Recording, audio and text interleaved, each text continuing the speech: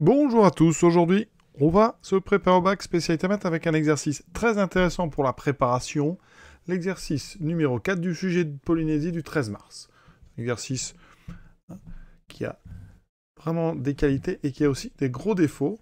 On va voir ça tout de suite. Alors, rapide visite du sujet. Donc on a une suite arithmético-géométrique, sur ça on se dit bon c'est tranquille. Première question, une récurrence, on va pas dire étrange, mais on démontre tout de suite le terme général. C'est pas fréquent, donc originalité. Ça fait une récurrence qui n'est pas une récurrence sur des inégalités, mais sur un terme général, donc c'est très bien, ça fait réviser.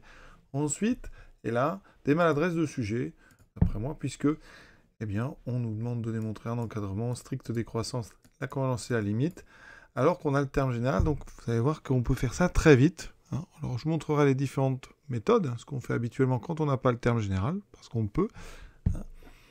Mais voilà, ça peut perturber les élèves ici d'avoir comme ça, en 4 questions, la limite, alors que rien qu'en ayant la formule ici, on voit bien que la limite c'est moins 3. Donc ça, c'est étrange et je pense que c'est très maladroit pour les élèves, ça peut perturber. Ensuite, une partie ici sur une étude de fonction, bon, un corollaire du TV, rien à dire, on le fera bien sûr. Une deuxième suite, suite ici Vn, donc logarithme de 0,5 n plus 1,5, c'est original. Une petite démonstration, ça permettra de rappeler des choses sur les suites arithmétiques. C'est pas fréquent, donc c'est bien. Comme ça remet les idées plus frais pour lundi et mardi, pour ceux qui passent les épreuves.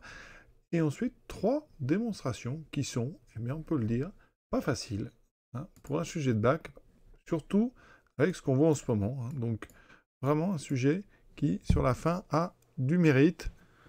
On va donc vraiment essayer de faire ça proprement, solidement, en tout cas pour les BCD.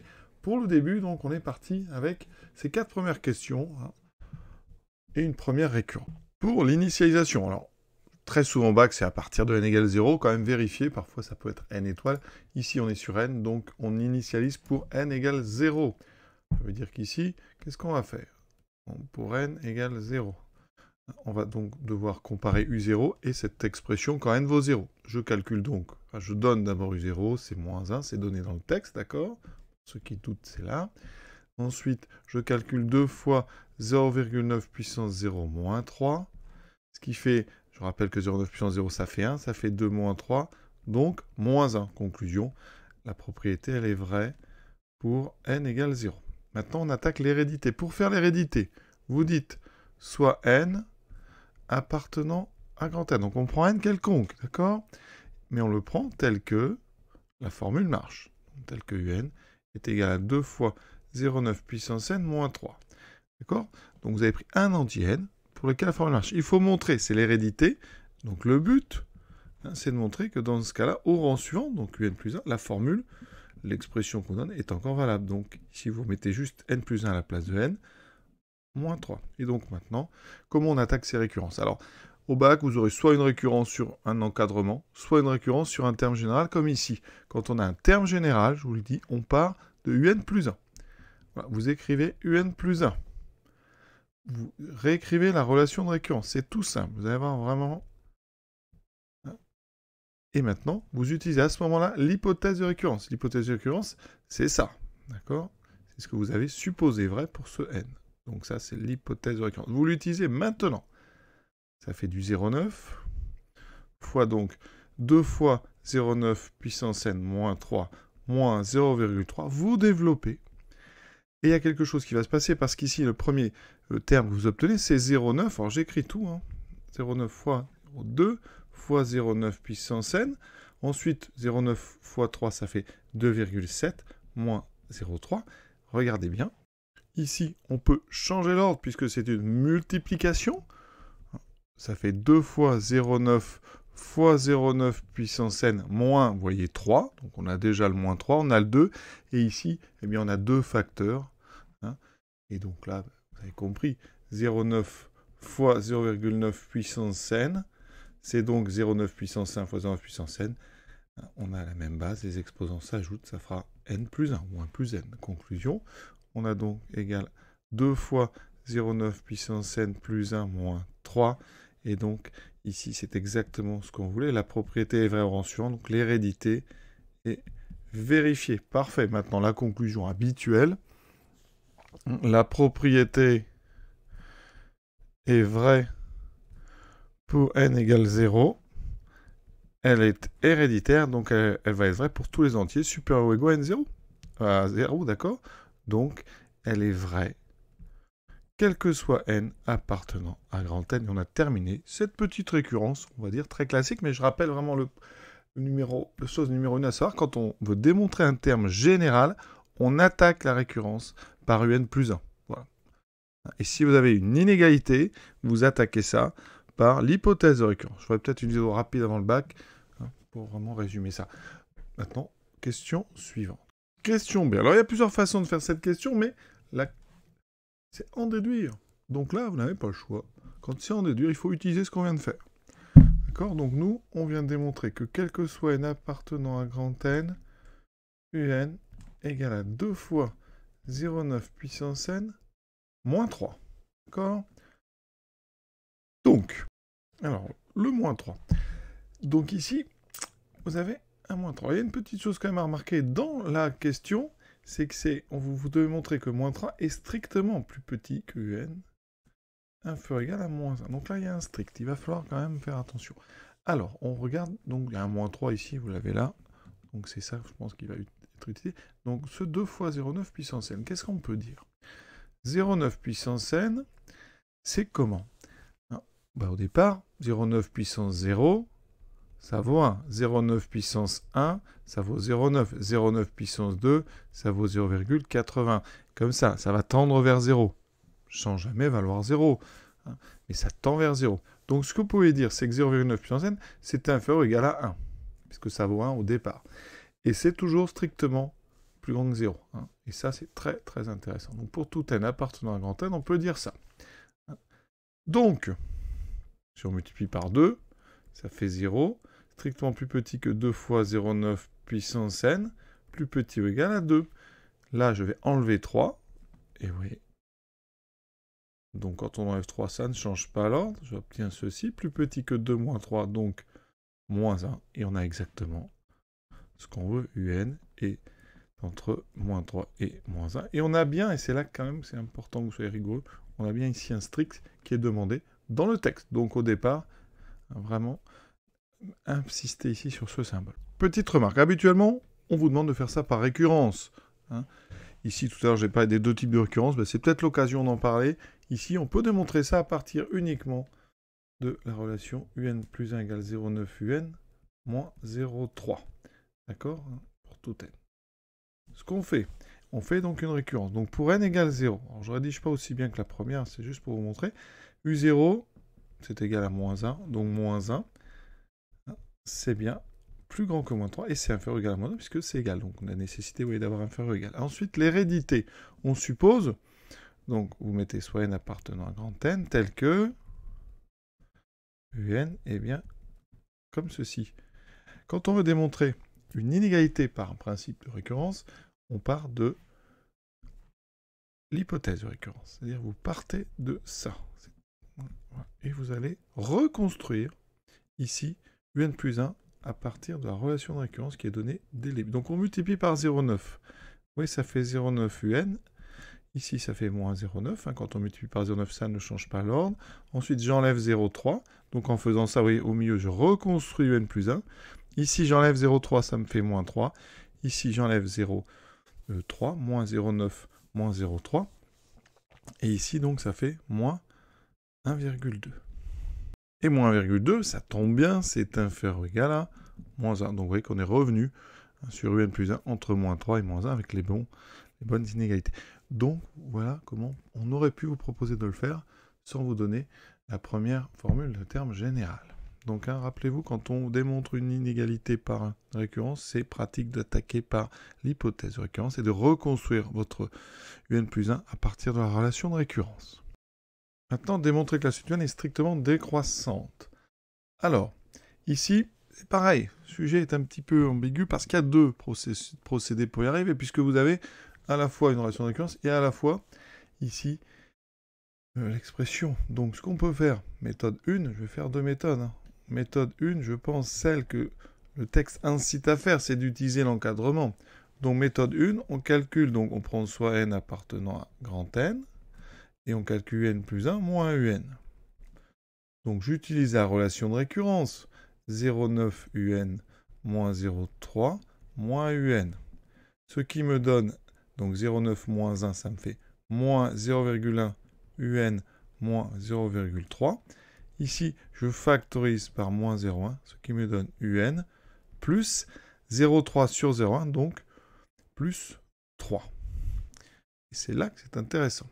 Parce qu'on a vu que, or, un est toujours supérieur à moins 3. Donc si j'ajoute 3 des deux côtés, donc un plus 3 est strictement positif, d'accord? Conclusion donc, ça veut dire que quel que soit n appartenant à grand N, un plus 1 moins un, ben regardez, c'est le produit d'un nombre ici négatif par un plus 3 qui est strictement positif. Donc un plus 1 moins n est donc strictement négatif. Donc la suite un est strictement décroissante. Alors on vous demande juste... on vous demande strictement, oui, j'avais pas bien vu. Donc elle est strictement décroissante. Ça c'est intéressant. Hein. Et de bien garder ici strict. Hein.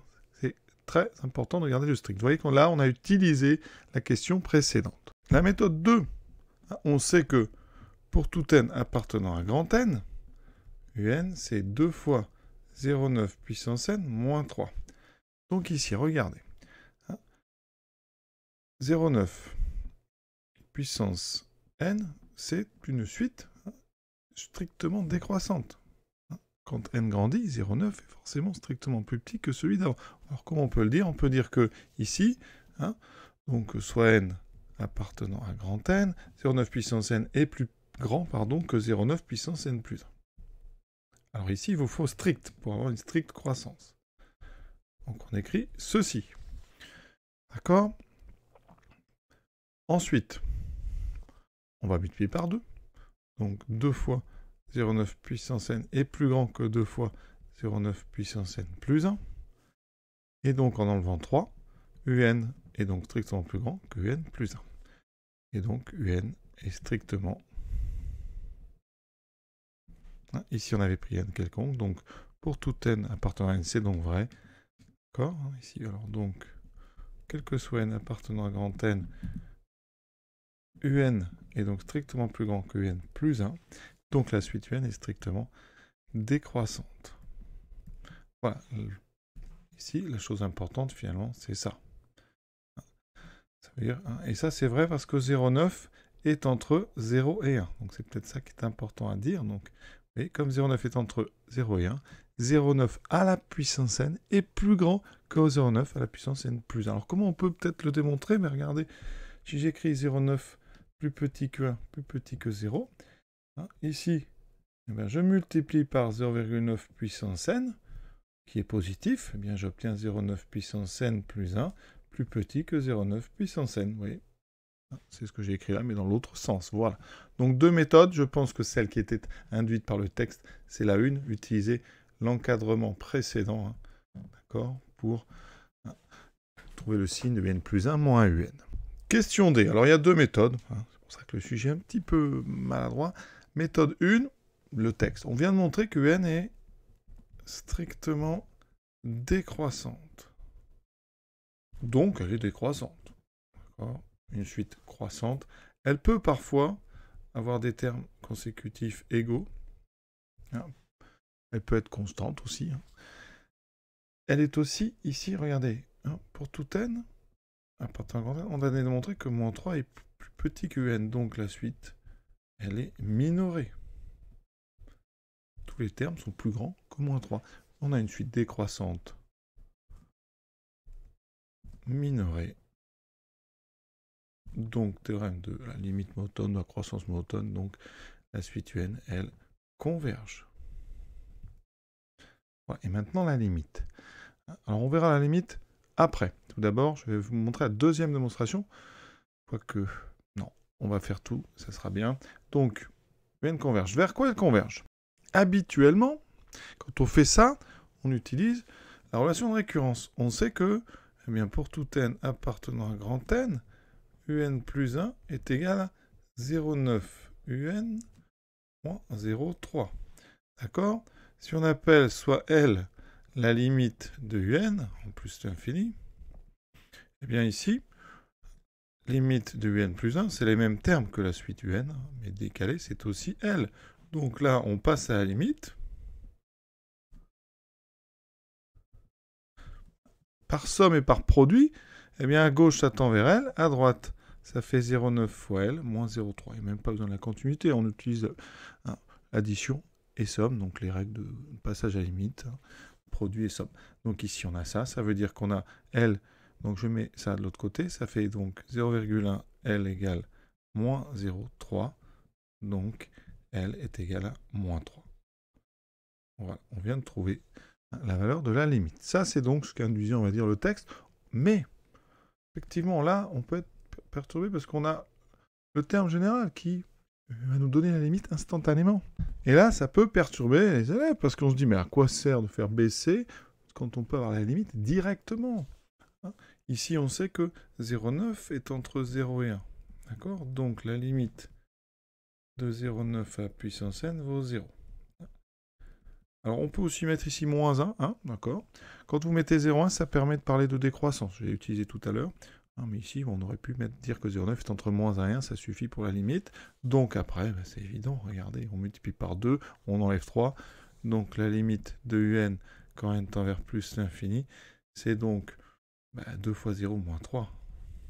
C'est donc moins 3. Ça veut dire qu'ici, la suite, elle converge et sa limite est moins 3. Donc là, le sujet est très très maladroit, parce qu'on peut directement, en disant ça, faire la question D, sans se servir du reste. Voilà, je pense que de toute façon, les deux méthodes auraient été acceptées. Ça permet de remarquer, de faire un beau bilan, en tout cas pour le bac, parce que là, vous avez tout sur ce type de suite. On continue donc avec la question 2, dans laquelle il est question d'étudier une fonction. Alors, pour éviter les vidéos trop longues, on va s'arrêter là. Je vous donne rendez-vous pour la suite. Mais vraiment, cette partie 1, elle est finalement, même si elle est maladroite, elle permet, je trouve, de bien réviser, on va dire, les différentes façons d'attaquer les récurrences et d'utiliser ces suites arithmético-géométriques. Donc, on continuera vraiment une étude classique de fonctions avec tout ce qu'il faut limite, ça fait une bonne révision. Et une question 3, très très difficile, parce qu'il y a des choses quand même en C et D qui sont loin d'être évidentes. Donc à très bientôt.